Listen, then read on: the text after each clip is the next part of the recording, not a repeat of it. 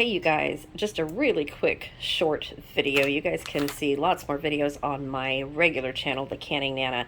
Just want to share, this is a once a year thing that comes out at Trader Joe's stores here in the US. I know you can get these online and they cost about $25.99. Trader Joe's is only $8.99. And I'm going to show you what this is. It's called a Kringle. And it is amazing.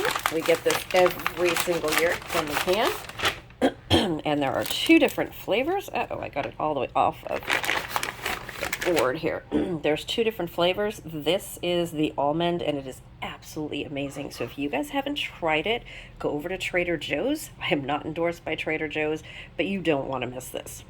Thanks for watching, you guys, and head on over to the Canning Nana channel for more videos, and I give away lots of prizes, you guys, so go subscribe.